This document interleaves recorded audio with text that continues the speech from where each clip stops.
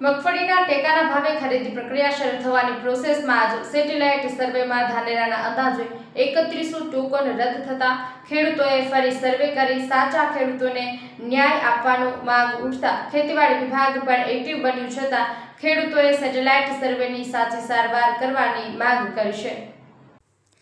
આ દ્રશ્યો છે ધાનેરા તાલુકાના મગફળીના ખેતરોના। છતાં સેટેલાઇટે સર્વે આજ મગફળી દેખાય જ નહીં। પરિણામે મગફળીના ટોકન રદ થતાં ખેડૂતોમાં ટેન્શન આવ્યું છે, કારણ કે ટેકાના ભાવ થકી ખેડૂતો પગભર થવા માટે સરકાર મદદ કરી રહી છે, પણ સેટેલાઇટ સર્વેમાં મગફળી ન હોવાનું ભૂત ધૂણતા ખેડૂતો મૂંઝવણમાં મુકાયા છે, કારણ કે ખેતરમાં મગફળી વાવેલી છે અને એ જ સેટેલાઇટમાં તંત્રને દેખાતી નથી। અમે ધાનેરાના સિયા ગામે અનેક ખેતરની મુલાકાત પણ લીધી। ખેતરમાં મગફળી હતી પણ સેટેલાઇટમાં બતાવતી જ નથી। ધાનેરામાં અંદાજે 18,000 ખેડૂતોએ નોંધણી કરાવી છે, જેમાં અંદાજે 3100 ખેડૂતોના ટોકન પણ રદ થયા છે। મહત્વની વાત એ છે કે ખેતરોનું સર્વે બાકી છે, છતાં સેટેલાઇટ સર્વે દ્વારા ટોકન કેન્સલના મેસેજ પહોંચતા અનેક ખેડૂતોએ ખેતીવાડી અધિકારીને અરજી આપી સાચું સર્વે કરી યોગ્ય કાર્યવાહી કરી સાચા ખેડૂતોને યોગ્ય ન્યાય આપવાની માંગ કરવામાં આવી છે। હાલ મગફળી મુદ્દે ખેતીવાડી વિભાગ એક્શનમાં આવી ગઈ અને ગામ સેવક અને સર્વે ટીમ દ્વારા સર્વે કરાવીને સાચા ખેડૂતોને ન્યાય અપાવવા માટે કમર કસી છે, પણ આ સેટેલાઇટ સર્વે દર વર્ષે ખેડૂતોને ટેન્શન આપી રહ્યું છે। ત્યારે ખેડૂતોની માંગ કરી રહ્યા છે કે આ સેટેલાઇટ સર્વેની સાચી સારવાર કરવામાં આવે તો ભર સિઝને ખેડૂતો ચિંતા મુક્ત રહે।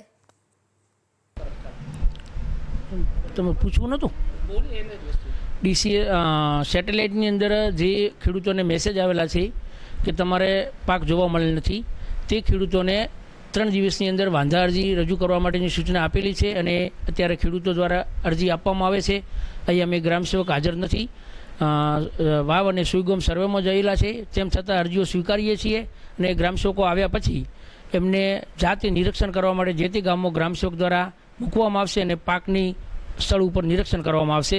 અને બીજી બાજુ દરેક ગામની અંદર સર્વેયર જોડે ડીસીએસની અંદર સર્વે પણ ચાલુ કરાવી દીધેલ છે, તો તાત્કાલિક સર્વે પણ થઈ જશે અને ખેડૂતોને ન્યાય પણ મળી જશે। મારું નામ ઇન્દ્રસિંહ બેરાજી રાઠોડ, ગામ સિયા। જે સરકારશ્રી દ્વારા સેટેલાઇટ દ્વારા જે સર્વે કરવામાં આવ્યું છે મગફળીના ટોકન માટે, અને હાલની તારીખમાં દરેક ખેડૂતને ખેતરોની અંદર મગફળી ઊભી છે અને ટોકનો રિજેક્ટ કરવામાં આવ્યા છે। અહીંયા દરેક ગામના ખેડૂતો જે ખેતી છે એ લગભગ ચોમાસું વરસાદ આધારિત ખેતી કરે છે અને આ 4 મહિના એ લોકો વ્યવસ્થિત પાક લે છે, અને સરકારશ્રી દ્વારા જે ટોકન રિજેક્ટ કરવામાં આવ્યા છે એમને હાલની તારીખમાં દરેક ખેડૂતના ખેતરની અંદર મગફળીનો પાક ઓલરેડી ઊભો છે, અને એ આ લોકોએ સેટેલાઇટથી જે સર્વે કર્યું છે એ કઈ રીતના કર્યું છે એ આ ખેડૂતોને ખબર જ અમને પડતી નથી કે કઈ રીતના આ લોકોએ રિજેક્ટ કરી નાખ્યા છે બધા લોકોના ટોકન। હતો હવે મારે સરકારશ્રીને એ પૂછવાનું છે કે આ જે ખેડૂતોના ટોકન રિજેક્ટ કર્યા છે એમને ફરીથી સરકારશ્રી ન્યાય આપે અને એમના જે ટોકન રિજેક્ટ થયેલા છે એમને માન્ય રાખે।